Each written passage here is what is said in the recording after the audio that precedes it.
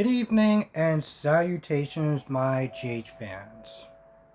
So, a lot went down, but I'm gonna talk about my favorite part, and that is, well, Olivia knows everything. She confronts Ned. Mind you, Sam and Tracy was in the room. She confronts Ned, and she's like, "Listen, tell me the truth. What happened with you and Alexis?" And at first, Tracy keeps trying to chime in, like, hey, listen, this is a family affair, can't this stuff just wait until afterwards? uh, Olivia wasn't having it. Olivia was not having it. And at some point, Tracy was about to walk to go get Leo, and Olivia was like, listen, you take one step towards my son, I'm knocking you out. Oh, okay, so she's serious. She's dead ass serious. Okay, cool. So yeah, she's like, what happened between you and Alexis? And Ned tells the truth. And what I find very interesting is I'm also watching Dave's. And what she says is the same thing that Abigail says. It's not so much that you did it, that you slept with her. I mean, that's bad, but it's the lying part that really destroyed her. She was like, we known each other, we've been married for about 5 years. And basically she was like, you're incapable of trust. You grew up in a family full of liars and cheaters, and infidelity just run rampant. You didn't have a fighting chance. But yeah, I find it very interesting that both of these characters, like, it's not it's not the cheating, it's the lying. And I'm just like, I'm pretty sure the lying is probably, I would imagine the lying being the second worst thing. The cheating is the first part you know, that's bad. And, of course, now it's like, listen, I was drunk, she was drunk, I didn't know. Because at one point, Sam chimes in and Sam's like, so, you mean you had sex with alcoholic Alexis? And, Ned was like, well, I was drunk, I didn't know. And, Olivia was like, well, that's no excuse. And I was like, well, I don't want to get into that because I feel like I'm kind of conflicted about that myself. I know when people drink and, let's say they do it or whatever, and you're mad at them, you're just like, it's hard to kind of gauge it, It didn't happen to me, so I can sit there and look at it and be like, well, they were drunk. So, alcohol does play a factor into it, but when you're the person that's cheated on, yeah, that doesn't really hold up much weight. But yeah, you know, um, and at some point Tracy just kept, in the beginning Tracy was like, well, that's not what happened. I drove her home. Because at some point Alexis comes in there. Alexis shows up. She was sitting there talking to Finn, and talking about the DUI. And my whole thing about Alexis is that I'm surprised that it took her this long to figure out the motivation of why Tracy would lie. That's my whole thing. She is a smart woman, not just because, she's a smart woman. And I'm just like, really? It took you how many days to figure out why Tracy would make up that? It literally made no sense, but I was like, okay, fine, we're gonna go with it. So yeah, Tracy, Alexis, and Finn goes over there. Because, she's gonna call an Uber, but Finn was like, I'll drive you. So when Alexis get there, at this point, it's just, Tracy's back is against the wall, and finally she admits to, the whole thing, lying. And at first she was like, oh, well, that's not true. And of course, Sam was like, no, listen, we called the alarm company. We confirmed that the times and stuff like that don't add up. So you're lying. And finally, yeah, Tracy does admit that she lied and didn't really have anything else to say. And I'm sitting there thinking, Tracy, if you just would have left well enough alone, if you didn't sit there and try to do this whole covering up thing, then maybe she wouldn't have known. Maybe she wouldn't have found out. Or maybe she wouldn't have found out so quick, but you just couldn't help yourself. And, listen, what Tracy did was kind of a scumbag thing. Okay? No, it was a scumbag thing. But Tracy said in her defense, listen, I wasn't sitting there trying to hurt anyone. And at the very end, maybe you can get the help that you so desperately need. And to be honest, yeah, she still needs rehab. She still needs to deal with her issues. So that part wasn't wrong. And I understand that she didn't do it out of malice. She did it to protect her son. She did it to protect her son at all costs. Even if it means, throwing somebody else down the rabbit hole. Now that's wrong, but I understand where Tracy's motives was coming from. And at this point, Alexa's like, listen, we gotta talk. We gotta talk. Me and Olivia gotta talk. And, Ned was like, oh, well, I was in a bad place. I thought that you and Robert were doing something, and I was drinking, and I was still worried about Brooklyn. I was like, bro, those all sound like excuses. You think Olivia wants to hear those excuses? I don't think she wants to hear them. I don't think she cares right now. That's just my opinion. So, and what I didn't understand, so Alexis, Olivia's like, yeah, we need to talk this out. So Ned leaves, and Ned closes the doors.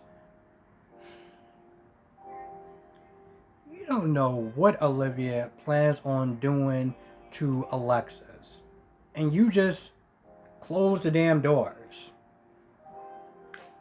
Awesome. All I'm gonna sit there and say, if there's hair pulling, there's some bruised, cut lips and a black eye, you know exactly what happened. You close the damn doors. So, and of course, when Tracy tries to sneak upstairs, Ned's like, no, where you going? We're not done. Sam was like, I'll get started on the paperwork, as far as getting these charges dropped, and she apologizes for doubting her, but Alexa's like, listen, I've given you uber amount of reasons to doubt me, so it's fine. Jason and Britt. So Jason pretty much gives Britt the rundown on Peter. I mean everything. I mean from Drew's plane, Old Brick, just telling just telling Britt of all the reasons of why she shouldn't trust Peter. I mean everything, even when Shiloh's blackmailing him and he just happens to be at the docks with a bag full of cash, talking about he was looking for an apartment to rent in the most rundown area of Port Charles. So after all that, Britt is like, well, how do I know that you're not having, some sort of ulterior motives? You can be plotting revenge for the fact that he kept you alive for kept you hostage for 5 years. I'm sitting there thinking, so let me just get this straight.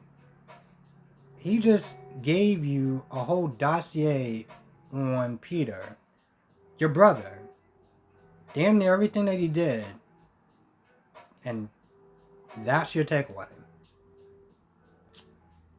Hey, how'd you get through medical school again? Like,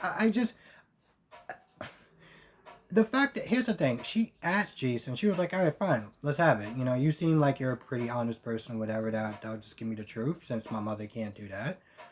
Tell me. And then after all that, that's what she asked. So, at some point, I don't remember how the conversation ended, but Peter does come into the room, and Jason looked like he Jason looked like he was ready to just murder him in front of Britt. But he walks off, and, Peter's all like, oh, well, he's a bully and stuff like that. If he messes you, tell me, I'll take care of him. I was like, yeah, you'll take care of him, sure. So Peter asks Britt for a favor. He's like, hey, listen, I need you, just to open up the files of, GH and, I don't know, go take a coffee break. I need to get ahead of the story, and you really helped me out. So Britt agrees for some odd reason. Well, at the time I didn't know why, but Britt agrees. She walks off. Peter copies information. I don't know what is going on in my eye, but I am not going to sit there and redo this review. Anyway, Britt walks away, and Peter starts to download information. And then Britt's like, hey, listen, I changed my mind. I don't want to get in trouble. Like, this is just a bad idea. And, Peter's like, hey, listen, it's cool. Let's hang out and, get to know each other. So he leaves, and Britt is like, so, let's see what you're looking at. So, he tried to erase his browser history, but Britt figures out, like, what he was looking for. He was like, well, why are you looking at Franco's history? Now, earlier, Peter was with Maxie, and Dante was there, and they pretty much was like, hey, listen, we're going to name the baby Luis after Lulu. And at some point, Dante was being kind of standoffish. Of Peter, and, Peter's like, hey, listen, why don't y'all two catch up? I got some stuff to do.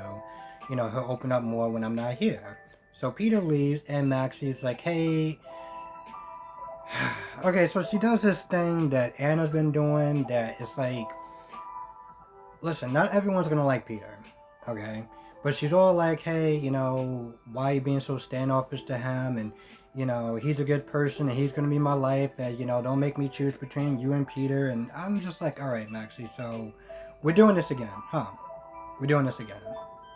And when I say that we're doing this again, I mean the last time she was with somebody named...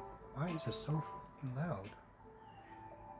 The last time that I felt like she was doing something like this was when she was with Levi, aka the person that used to sit there and play Little Michael.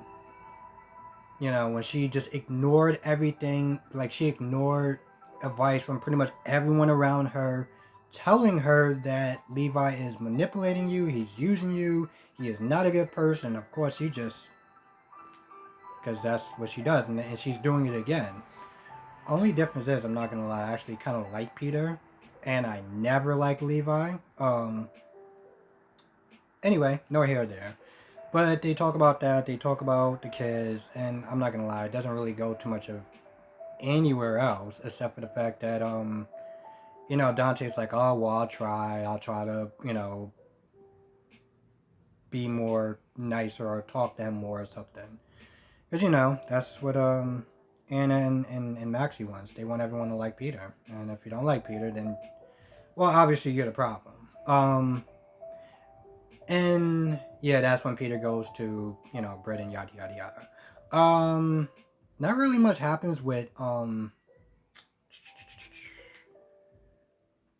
Anna. Anna talks to Finn for a little bit. Not gonna lie, doesn't really go anywhere. Gets a call from Valentine asking updates on, Dante's, state of mind. And she's like, oh, well, we'll talk about it tomorrow. I'm not gonna lie, kind of annoyed me a little bit. I feel like if the roles were reversed and Robin was in a situation similar, she wouldn't, she would be angry, like, yo, what are you doing? What do you mean we'll wait till tomorrow? That's my daughter's safety. But whatever. Finn heads out to talk to Alexis, and Kevin comes in. And pretty much Anna is asking, like, hey, do you think that Dante is okay? Because it seemed like they just left, they let him go a little bit too early. Somewhere along the line, the conversation turns into Kirk or Kirksner or whatever his name. I think his name is Kirk. Kevin is able to get files from the WSB on the stuff that Kirk was looking at. They get the files, and a lot of it, is Dante. There's some other people, but Dante was like one of four people, and Dante was one of them. but the files were redacted. Um, a lot of black stuff where words should be. Um, Also on Lisa. And, Kevin's like, well, it looks like it's a dead end, but, and it's like, yo, listen, if these files are redacted, it's probably up to no good, Whatever they were doing, it didn't seem like it was on the up and up. Otherwise, it wouldn't be so redacted. So, I don't know. I guess we'll just wait and see. And you know what? Honestly, tell you the truth, I don't understand why Brit. Again, I gotta go back to this whole Brit thing because Liesl came to Brit and was like, "Hey, listen, I was cleared all the charges. Peter set me up." When Jason came, Jason was like, he's setting up a lot of people, and one of those people is your mother. And yet she still asks, whatever. I can't get over that, but I don't know, maybe she there's a small chance that she wants to give him somewhat the benefit of the doubt. I don't know. So Liz comes home and she's pissed. She's pissed at Franco. She's like, why are you sitting there having secret meetings with Jason? What's going on? And, Franco pretty much tells her that, hey, listen, if I start to go back into the old Franco, Jason will kill me. And Liz is like, are you out of your damn mind? She's upset with him. And it's not, it's more, it's the fact that, she didn't even sit, he didn't even sit there and consult her. Like, yo, listen, we have other options. Why are we choosing that? But what it really came down to is the fact that, Franco doesn't have a lot of time. Why rob her and the boys of the time that they do have with Franco, And that's when Franco was like, listen, I was coming there to sit there and tell Jason that, and that's when I had that splitting headache and stuff, and, Liv's like, are you okay? You good? Listen, I gotta go out. So she goes to find Jason. And, at this point, she walks up to Jason like, oh, you having fun over there? And then, Jason's like, is it, like, what's wrong? Is the boys? Is it Jake? And Liz is like, no, it's you. So we're gonna get into that tomorrow. What else? Yes, that's actually about it.